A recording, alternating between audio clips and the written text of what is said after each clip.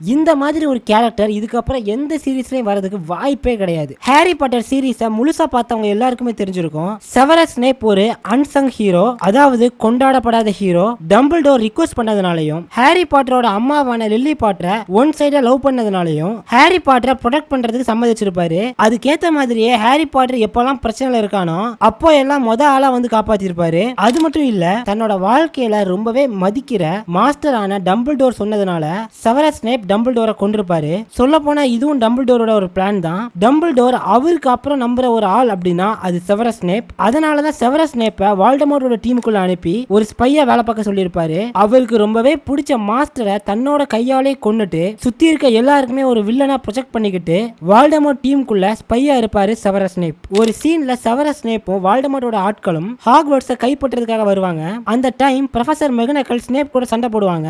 Snap நினைச்சிருந்தா அவருக்கு இருக்கிற பவருக்கு மெக்னகலை ரொம்பவே ஈஸியா டிஃபீட் பண்ணிருக்க முடியும். ஆனா மனுஷன் அப்படி பண்ணாம மெக்னகல் கொடுத்த அட்டாக்க டைவர்ட் பண்ணி வால்டமோர்ட் ஆட்கள் கொடுத்துட்டு அங்க இருந்து போயிருப்பாரு. இது எல்லாத்தையுமே ரொம்பவே லேட்டா தான் புரிஞ்சுப்பான் ஹாரி பாட்டர். அதனாலேயே அவனுடைய பையனுக்கு ஆல்பஸ் செவரஸ் பாட்டர்னு பேர் வச்சிருப்பான். இந்த அளவுக்கு ஒரு தரமான கேரக்டரை எழுதின ரைட்டர் ஜே.கே. ரவுலிங்க்கும் அந்த கேரக்டரை ரொம்பவே அழகா நடிச்ச ஆலன் ரிக்மனுக்கும் ஹேட்ஸ் ஆஃப். நெக்ஸ்ட் எந்த படத்துல இருந்து எந்த கேரக்டர் எடுத்து பேசலாம்னு கமெண்ட்ல சொல்லுங்க.